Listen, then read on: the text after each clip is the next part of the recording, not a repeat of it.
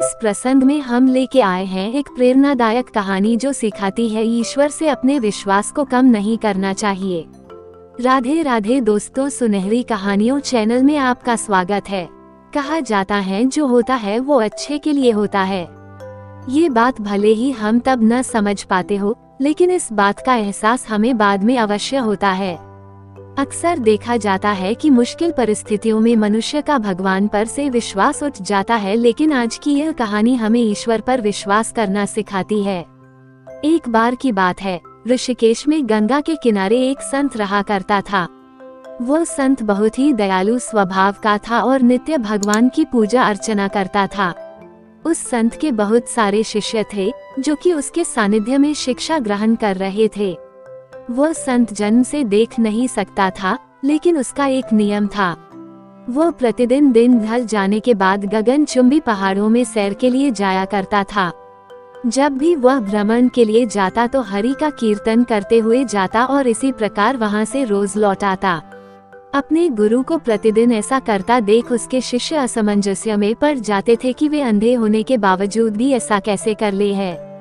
एक दिन अपनी जिज्ञासा के चलते एक शिष्य ने उनसे पूछा, बाबा आप हर रोज इतने ऊंचे ऊंचे पहाड़ों पर सैर के लिए जाते हैं, वहाँ तो बहुत गहरी खायां होती हैं और आप तो देख भी नहीं सकते।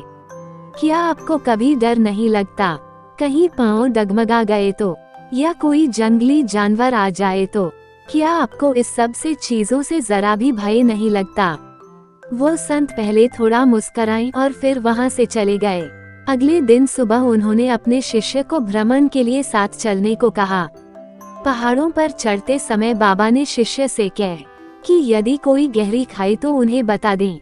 ऐसे ही वह दोनों चलते रहे और जैसे ही गहरी खाई आई, शिष्य ने बाबा को इस बारे में बताया और कहा, बाबा गहरी खाई आ गई है।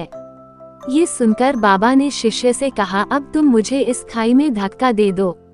बाबा की यह बात सुनकर शिष्य विस्मित होकर चारों ओर देखने लगा।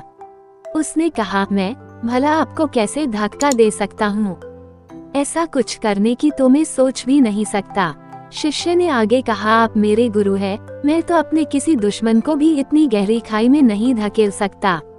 बाबा ने कहा, मैं खुद तुमसे इस खाई धक्का देने को कह रहा हूँ, यह मेरा आदेश है, और यदि तुम इस आज्ञा का पालन नहीं करोगे तो तुम्हें नर्क की प्राप्ति होगी।